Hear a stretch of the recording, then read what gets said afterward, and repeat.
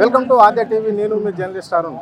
ఈరోజు బంగ్లాదేశ్లో హిందువులపై హిందూ టెంపుల్లపై జరుగుతున్న దాడిని ఖండిస్తూ హిందూ ఐక్యవేదిక సమితి ఆధ్వర్యంలో ఈరోజు ఇందిరా పార్క్ దగ్గర సంకీర్భావ సభను ఏర్పాటు చేయడం జరిగింది. ఏ విధంగా ఉంది మేడం, ఇప్పుడు ఎందుకు ఈ సభను ఏర్పాటు చేయడం జరిగింది? ఇక్కడ అందరికీ తెలిసిన విషయం, బంగ్లాదేశ్లో ఒక సాధువు మీద జరిగిన ఇది ఒక జాతి మీద జరుగుతూ ఉంది. ఈరోజు అక్కడున్న హిందువులు కనీసం తిలకం పెట్టుకోవడానికి కూడా ఆలోచించి వాళ్ళ సొంత ఇస్కాన్ సంస్థనే నీళ్లతో తిలకం పెట్టుకోండి అని చెప్పే పరిస్థితి.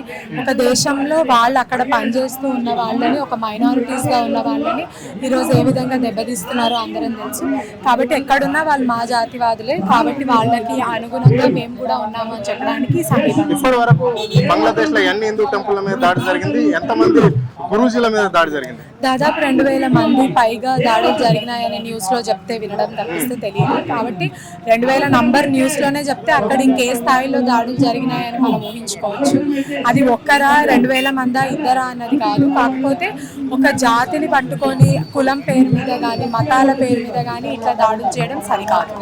ఈ దాడులు చేసే వారికి ఇప్పుడు బంగ్లాదేశ్ టార్గెట్ అయిపోయింది. నెక్స్ట్ ఏ దేశం మీద పడబోతున్నారు?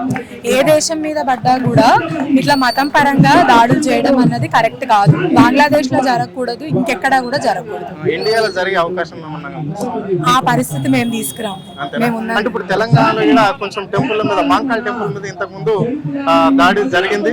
సో విగ్రహాన్ని కూడా చూపినట్లు ఉంది. దాని మీద అట్లా చేసిన వాళ్ళకి ప్రభుత్వం ఎలాంటి చర్యలు తీసుకుంది? ప్రభుత్వం ఎట్లాంటి చర్యలు తీసుకోలేదు, కానీ మేము అందరం నిలబడి దాదాపు 15 రోజులు మీకు తెలుసు అక్కడే ఉన్నాము, ధర్నాలు చేసినాము, ప్రొటెస్ట్లు చేసినాము.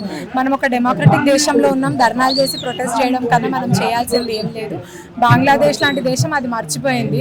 వాళ్ళు డెమోక్రసీ నుంచి ఆటోక్రసీ దిక్కు వస్తున్నారు కాబట్టి ఈ పరిస్థితి వచ్చింది. సో ఇంతకు ముందు తెలంగాణ ప్రభుత్వంలో ఏ టెంపుల్ మీద కూడా ఇక్కడ తెలంగాణ దాడి లేదు. మరి కాంగ్రెస్ పార్టీ అధికారంలోకి వచ్చిన జరగడానికి ప్రధాన కారణాలు ఏంటి? ఇంతకు ముందు కూడా టెంపుల్ మీద దాడి జరిగినాయండి, మీకు కనబడకుండా వచ్చేమో. గత 11 సంవత్సరాల నుంచి కూడా వివిధ హిందూ క్షేత్రాల మీద కానీ వాళ్ళు ప్రొటెస్ట్ చేస్తుంటే ఆపడం కానీ, ఇప్పుడు మేము మామూలుగా ర్యాలీలు తీస్తుంటే మాకు పర్మిషన్స్ రాకపోవడం కానీ అన్ని విధాలుగా అన్నీ అయినాయి.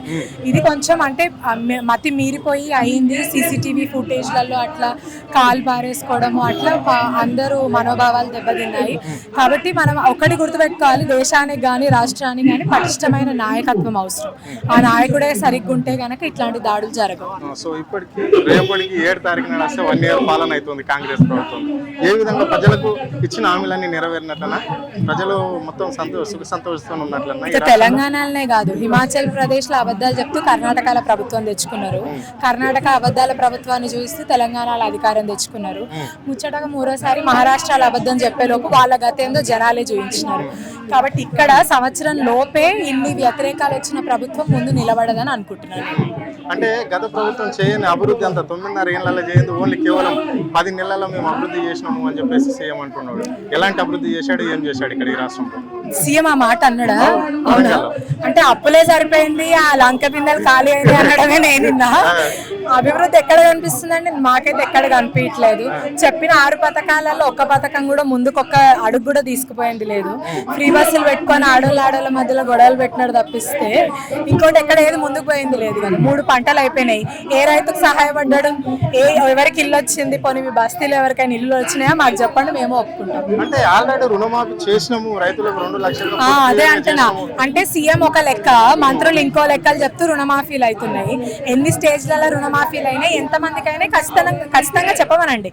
అందరికి ఒకటే ఫస్ట్ సంతకం దాని మీద పెట్టేస్తే అయిపోతుంది, మీరు తీసుకోండి రుణాలు అంటూ మోసం చేస్తున్నాడు. అంటే వ్యవసాయ శాఖ మంత్రి తుమ్మల నాగేశ్వరరావు అంటున్నాడు, అంటే రైతులు మాత్రము రైతు బంధు పైసలు అడుగుతలేరు, ఓన్లీ బోనస్ పైసలు అడుగుతున్నారు. బోనస్ ఇస్తేనే రైతు బంధు పైసలు. ఏ రైతు అండి రైతు బంధు పైసలు వద్దనుకున్నది? రైతు బంధు పైసలు రైతులకు కనుక అవసరం లేకపోతే కేసీఆర్ ప్రభుత్వం నుంచి మీరు పెంచి ఎందుకు ఇస్తా అని మాట ఇచ్చినారు? ఆ రోజు కూడా మీరు తెలుసుకోవాల్సింది. రైతు బంధు అవసరం లేదు రైతులకు అనే నినాదంతో మీరు పోతే ఈ రోజు గద్దె ఎక్కేటోళ్లే కాదన్న విషయాన్ని వాళ్ళు గుర్తు తెచ్చుకోవాలి.